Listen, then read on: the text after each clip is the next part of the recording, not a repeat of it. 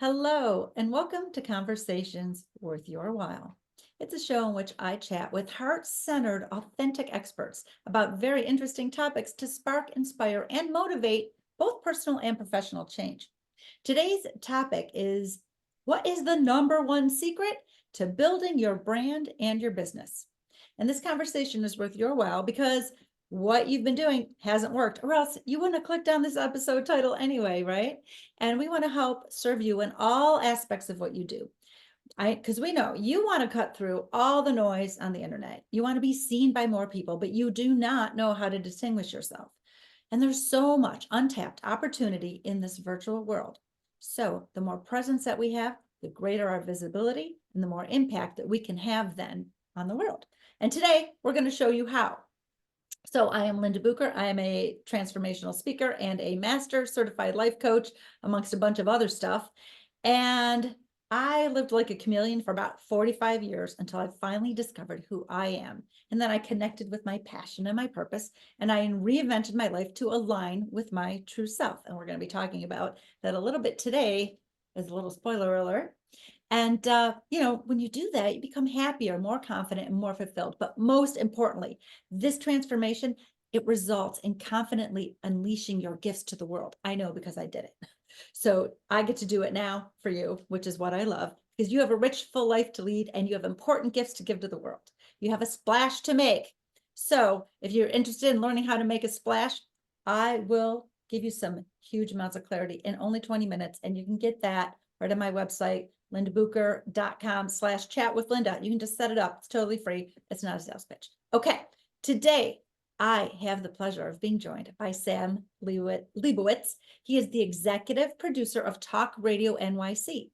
And Sam is making positive ripples in a very unique way. He amplifies people's voices to get their message out to the world, which I just touched upon, why that's so important. So hi, Sam. Welcome. Well, thank you so much, Linda. Really appreciate you having me on your show. Well, I'm really excited to have you on the show today. And I know that you are making ripples in this very unique way. And can you tell us a little bit more about who you serve and how you do what you do? So I really work with heart-centered, purpose-driven entrepreneurs, solopreneurs, small business people. And what I do is I provide them with a platform for them to get their message out there, to support them so that they don't have to worry about all the different technical aspects of having their own show, that they can really just focus on their content, focus on their genius, and we really take care of the rest for them. Oh, that's beautiful. That is beautiful. Because especially, you know, entrepreneurs, when we're first starting out, and then, if you stay like a solopreneur like I am, boy, do we have to wear so many hats. And the last thing we want to do is do more than what we have to do. So one of the secrets to success is being able to delegate the things that someone else could do better than you that you don't even want to do anyway. So Right. I absolutely love this. Okay, so today we are talking about, once again, the number one secret to building your brand and your business, because you've probably been looking this up and whatever you've tried hasn't actually worked. Well, today we are going to share with you how you can cut through all that noise on the internet, how you can be seen by more people, and how to distinguish yourself. And it's not going to be exactly what you think, which is interesting because we're not just going to give you another recipe like do what we do and then this is it. We got some deeper stuff to share with you today. So I'm very excited about it. Okay, Sam, Mhm. why is it so important to build your brand and your business? Well, the thing that I think most people forget these days is that we are all a brand, whether we're an employee or a business owner. The business is a brand, but we ourselves are an individual brand as well.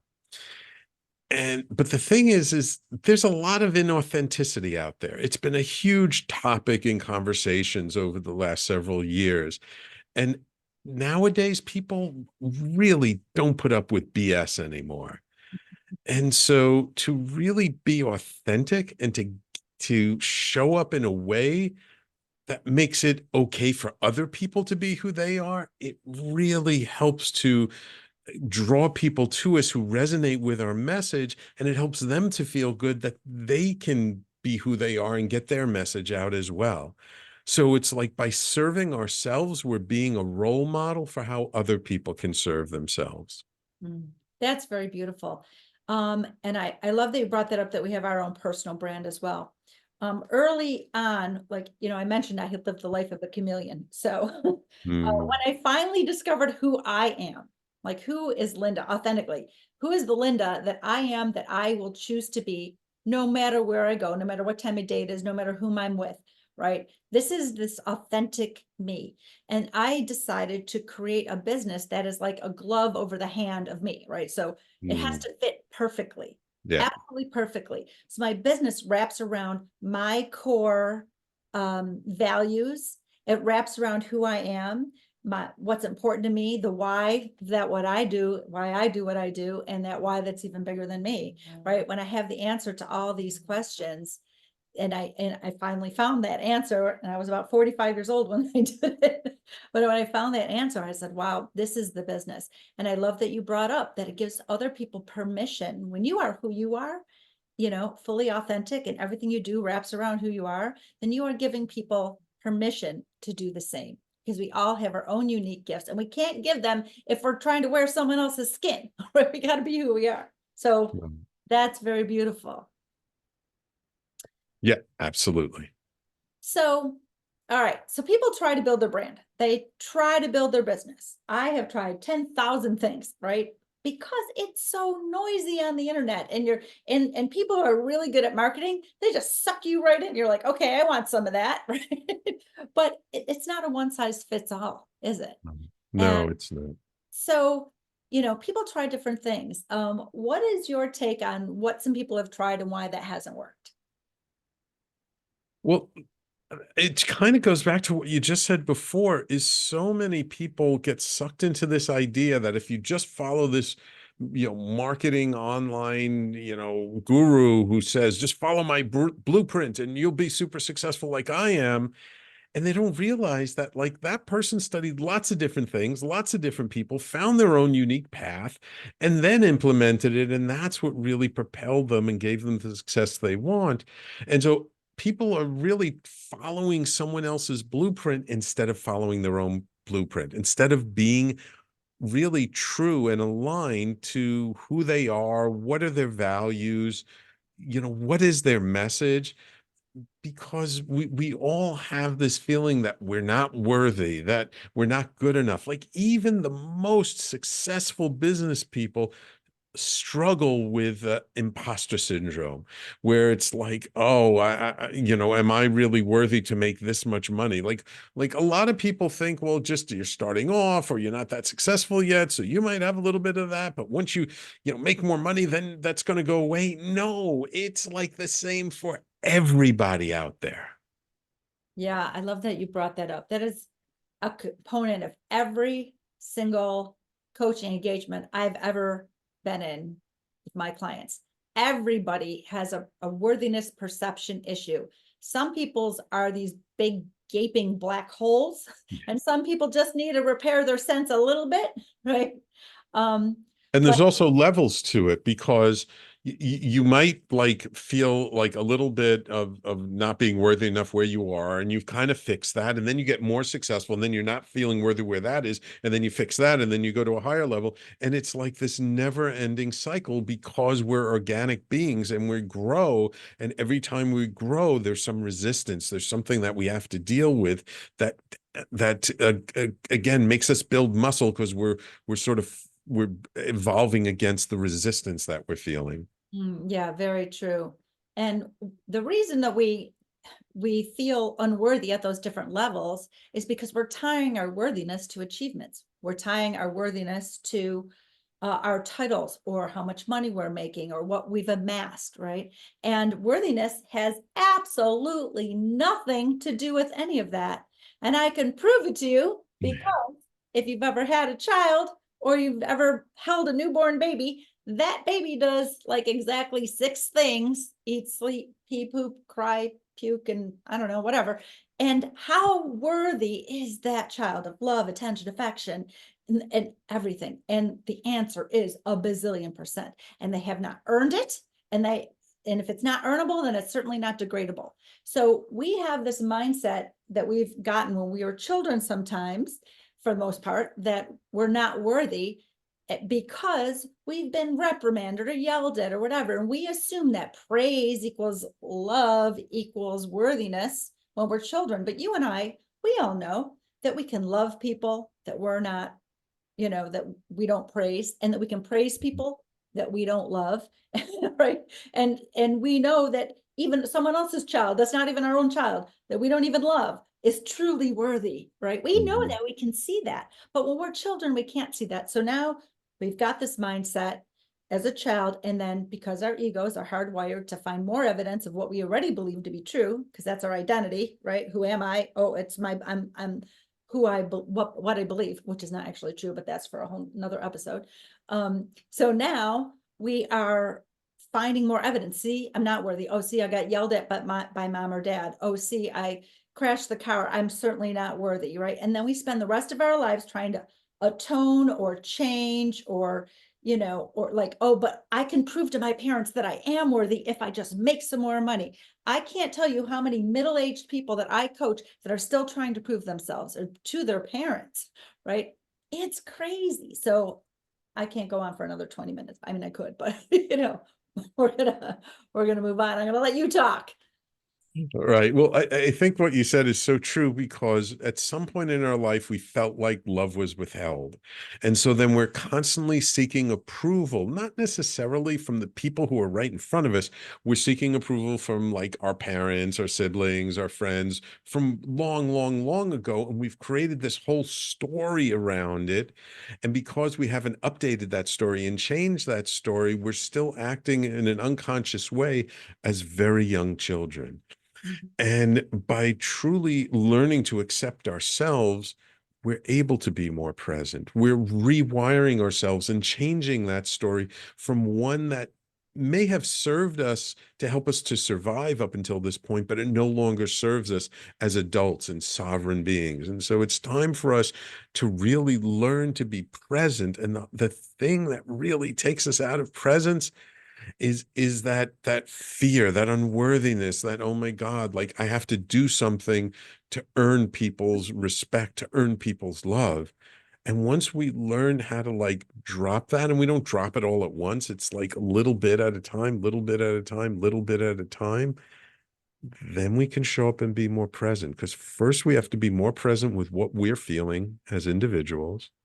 And then we can show up being more present to the person sitting across the table from us or across the Zoom room, depending on how you do your business these days. And the person who's the most present in the room actually has the most power.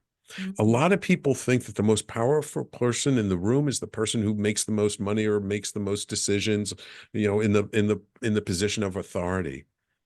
But actually, when you're the person who's most present in the room, you can feel the energy off of people. You can read their body language. You can tell if someone's anxious or falling asleep, or maybe their wife yelled at them before they showed up, and you can tell they're being a little sensitive.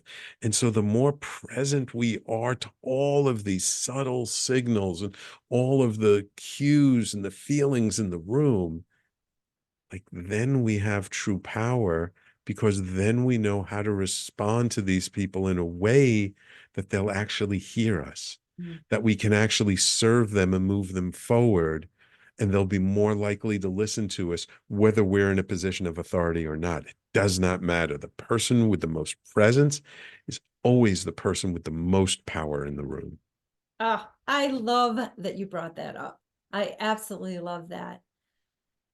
Being present means getting out of your head and moving into your body and seeing, I like take a little inventory, like, oh, I feel some butterflies in my stomach, and getting curious. I wonder what that's all about. Am I nervous? Why should I be nervous?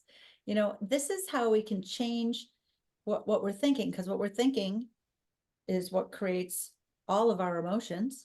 And if we don't know what that is, because a lot of times it's subconscious, like you were saying earlier, we can find the answer by going into our bodies, just, taking a little inventory.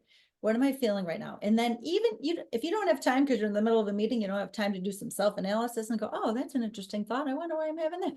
What you can do instead is just some breathing and just some like feeling your feet and the palms of your hands and focusing on those for just a few moments and relaxing the base of your tongue. I cue clients in that all the time. And they're like, oh my God, that feels wonderful. And that is what it means to be present. You got to get into right now. What do my feet feel like right now? Can I imagine them, rooting into the ground? What sensations am I feeling on the palms of my hand? Right? You get so busy doing that, you get out of your monkey mind, your anxiety goes away. It's a beautiful thing. And we can just practice getting present in tiny, small moments until we can become more aware. Another way to do it is to, just open your awareness to what's in the periphery, your peripheral vision. We never do that. You're like, wait a minute, what else can I see while I'm looking at you? Oh, I see the couch over on the left. Oh, I see, like it just brings you right here in this moment. So what a beautiful point. Yes, yes. And the other thing too is what you said about breathing is so true. Like we really don't utilize our breath to the degree which it can really serve us. And I often say how we enter into a situation really determines the overall mood of the situation. So even before you start the meeting, like that's the time to just sit and take a breath. It doesn't have to take like 10 minutes. Just take a breath or two and just feel what might be happening right here in the body, in our chest, in our hearts. And then maybe set an intention, not a goal, because there's a lot of attachment to goals, but set an intention for what you're about to engage in. How do you want it to feel? What do you want to accomplish? Like, how do you want it to flow? And when we're not so attached to how it looks and we're not so attached to the outcome, then we find that we're able to show up better. Things work out better, even if they don't work out the way we expect. And sometimes there's just enough room in there for some magic to happen. Yes, I love that. I love that. It's funny that you bring that up. I have, a lot of times with a client, we'll design a difficult conversation that they're going to have to set a boundary or whatever we're talking about in our session. And the thing that I want them to do first, and I say, if you don't remember anything else about this difficult conversation, this is what you do. You go in with the feeling you want to have when you come out. So if you want to come out feeling proud of yourself for standing up for yourself, if you want to come out feeling peaceful, right? And again, like you said, detaching from the other person, whether they heard you or not, you have no control of that, but if that's how you want to come out, that's how you go in, proud of yourself and feeling peaceful. You bring that before you walk in them, you stop and you just summon that feeling, that emotion, and you bring it in with you. It's so disarming to another person. When you come in nervous, we're feeling beings. We do have a sixth sense. We do feel what's going on with other people. And anyone can notice this. So I have some people in my life who are anxious people. I love them. They're wonderful, giving, loving people, but they are anxious. And when they come over, I'm chewing my nails all the time. I'm like, oh, where did that come from? I'm feeling their anxiety. It's like coming off them like Pigpen, in the Peanuts cartoon. And it's hitting me and I'm sensitive to it. And for a while, I didn't understand it. And I'd be like, why am I chewing my nails? But it's always when two certain people come over that I chew my nails. Like, oh, and I already know they're anxious people. So we do feel that. And so another thing when you mention intention is if we know we have to say, I'm not letting their energy in, we have to set this like loving barrier boundary around ourselves, like, okay, I am bringing into this meeting or into this conversation, this feeling of being proud of myself and being peaceful. And I know what energy is mine and what isn't. And I'm not going to let in what's not mine. This is what's mine. This is my feeling. I just created this little force field of peacefulness, right? That's what I'm bringing in. Well, but it is sometimes good to allow those feelings to come in, not so that they affect you, but then so you know where the other person is at.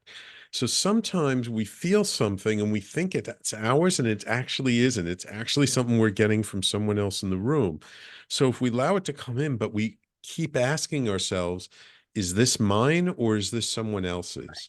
And just by asking the question, usually our nervous system is pretty good at identifying, no, this isn't mine, or yes, this is mine because I'm a little nervous because of the content of this meeting. But maybe, oh, no, what? This doesn't feel like mine. It feels like the other person. So now, because we're present to it, we have more information about the other person that they don't necessarily have about us. And we're not doing this in order to manipulate the person. I'm a big believer, people who manipulate people are just like, they should be put in a closet and like, taught a lesson. But we do it to better serve the other person. So when like we're feeling nervous and it's not our nervousness, it's the other person nervousness, then we know, okay, let me do something to calm them down. And like maybe it just, you ask a question, say, hey, how's your day going? What's going on? You take a little bit of time to relate to them on the human level, on the heart to heart level. And so then their nervous system starts to calm down. You feel that nervousness abating. And now it's like, okay, now we both feel safe with each other. Now let's have a deeper conversation. But if we don't allow ourselves to be present to that, then we're missing an opportunity. Yes, that's beautiful, because we really want to make things to go smoothly, and we all have empathy for other people. But when we're in our own stuff, it's really hard to feel that. So if we can get to peace ourselves, and like you said, try to have a better understanding, because we're present of like, that person is nervous, that person's upset, we can give them, the benefit of the doubt, and we can show up differently to be more receptive and more empathetic.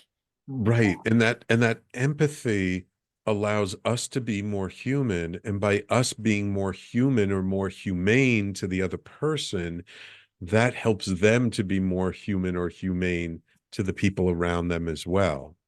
Mhm. So, we often think it's all about just this little interaction between us and the other person, but we forget how that ripples out into the rest of their life. I mean, there are tons of examples of like, someone got up on the wrong side of the bed, and then this happened, and that happened, and that happened, that happened. And they're like, kind of mean to everybody in their day for the rest of their day because something bothered them, versus somebody who wakes up and they feel good, and then they smile at a stranger, they help someone across the street, they do this or that, and they actually just spread more goodwill around because they've taken the time to just be okay themselves. Mhm. Yes, it works. It really works. And when we're in this beautiful space of being present, people will say to you, I've had people say to me, like, oh my God, I love your energy. Yes, absolutely. I want some of that. How do I get some of that? So that is also a very beautiful thing. Okay, so let's talk just briefly about this building our brand and our business. Let's bring it all home. Bring it Okay. all home. So, so in particular, my passion is through doing live podcasts. So, I've been running talkradio.nyc now for almost 14 years. It's an internet radio station. And I've just seen over the years of the power of sharing your voice and your message with other people. Now, I wrote a chapter in a book called Game Changers. I forget what volume, I think it was volume 7, where I shared my story of how as a child, I felt unseen, and I felt like I was always looking for my community and I wasn't really finding people, and because of that I didn't have good self-worth and people took advantage of me over and over again. And the interesting thing is, once I took over the station and I started doing my own show and really sharing my voice, and just like, well, I'm running the station, it's like I can talk about anything I want. So I really started to just really share the messages that I felt were important to share. And what I discovered was that community that I had been looking for, those people I've been wanting to connect to, once I stopped looking for them and just shared my voice, they started coming to me. Mm. And that's the thing, is when you're building your brand and your business, it's about connecting to those people who really resonate with you. It's connecting to those people who They just love you for who you are, and what you do is almost secondary to it. And so once you share your voice and you be authentic and you provide real value, like you do, Linda, with your show every week, it's like once you provide that value, people will come to you in droves. You don't have to go looking for them. But the key is you really need to understand yourself so that you can serve others. The better we know ourselves, the better we know other people, and then we can really be in a position of power to serve them. Beautiful. So the number one secret to building your brand and business is to know yourself, be yourself, and align your energy, direction, and focus with who that is. And be present to it. We've been talking about a lot about presence. That's the number one key. It's all about presence, presence to who we are, presence to other people, presence to our brand, our business. Presence trumps everything. Beautiful. Very beautiful. Wow. Okay. So, what is one thing, one way you can help that you can give our listeners to be present? Like a way to do it. Like we talked about a bunch of ways, but what would be like just one thing that could take away today? So, we are all so distracted in today's society. Our phones constantly going off with notifications. We've got emails, we got this to do, that to do.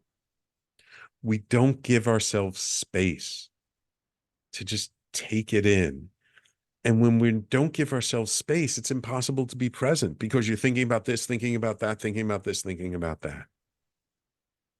So just giving ourselves a moment just to sit and breathe, like we mentioned before, just to sit down before you enter into anything, whether it's writing a report, going into a meeting, a sales call, doing a presentation, to just take a moment and sit and be with ourselves. And to just feel like, what am I feeling right now? And just breathe into that and just make some extra internal space for that so we can hold a little bit more. It calms down the whole nervous system. And then when we engage in what we're about to engage with, we actually can be more present to it. We actually can quiet that monkey mind and quiet that chatter. Even if we don't quiet 100%, we quiet it 50 or 60%. Even that's a huge step forward for us. Mm-hmm. It's the easiest way to give ourselves some space, to take a couple of moments to breathe. Mm-hmm. That's very beautiful. And when people get too busy that they forget to do that, the time to do that is when you're waiting in a line. Because that is bonus time. So there's your time to do it. If you're like, oh, I can't remember, I have to go do this. I don't have time to like take 10 seconds to breathe, right? Here's when you can do it. You can do it when you're using the bathroom. You can do it when you're waiting in a line. You can do it at a red light, right? There are lots of opportunities during the day to practice for just 10 seconds. We always can find 10 seconds. But if we can't remember to do it during our busy days, we can maybe tie it. That's like atomic habits, right? Tie it to something else you're already going to be doing for sure, right? So tie it to one of those or all of those things. Osho has this very famous saying that everyone should meditate for 20 minutes a day. And if you can't meditate for 20 minutes a day, then you should meditate for at least an hour a day. Because if you're so busy that you can't put aside 20 minutes for the self-care of just sitting with yourself and being present, then you need much more self-care. And that's why you need to take an hour. Right. So just taking that time for ourselves, if your phone rings, don't pick it up on the first ring. It'll keep ringing for at least, 4, 5, 6 times. Right. You can take a breath. As soon as it starts to ring, that can be the reminder to you, okay, I'm about to pick up this call. Let me take a breath. Okay, now I can pick up that call. It's as simple as that. Right. Wow. That's a great thing to stack on. is when your phone rings, because we are like Pavlov conditioned. The phone, bling, gotta get it. You text, bling, gotta get it, right? So Right. that if we can tie our taking a breath for every time that happens, oh, we could be present so many more times in a day. We can get that 20 minutes in, Absolutely. a few moments at a time, you know? We got a built-in reminder right there. Right there. Instead of it pulling us out of presence and distracting us constantly, it can be a call to us to come back into presence. All right. That is a beautiful tip to leave our audience with today. Sam, thank you so much for being on Conversations Worth Your While. Now, tell us what you can share with our audience. I know you have a little something to share with them. Sure. I really wanted to give something special for your audience, Linda. So for those who are thinking maybe about having a podcast and they think it's going to take too much time and they're not sure where to begin, I'm more than happy to have a discovery call with you. Not, again, I'm not going to be pitching you. I'm just going to be exploring with you about, what's holding you back. What do you really want? How can you align it so that it really serves your brand and your business? And does it really make sense to you? Because it might not make sense to you, or it might make a lot of sense for you. So helping you to gain that clarity. And so I believe, Linda, you'll share the link to that. Yes, I will. I will absolutely put that in the show notes. And so thank you. That is very generous of you. And we're just going to do a little bit of a sign off. I want to say thank you to Sam Liebowitz, the executive producer of Talk Radio NYC. And I am Linda Bucher. And if you are feeling stuck, unworthy, unfulfilled, or out of alignment in your life or career, I'd love to help you discover that you are the one you've been waiting for. So I'll get you some clarity on that at lindabucher.com/chat with Linda. Totally free, 20 minutes. Let's get some clarity. That's our show. Please come back next week. And until then, subscribe and make sure that you've made this conversation worth your while by fueling the spark that it ignited.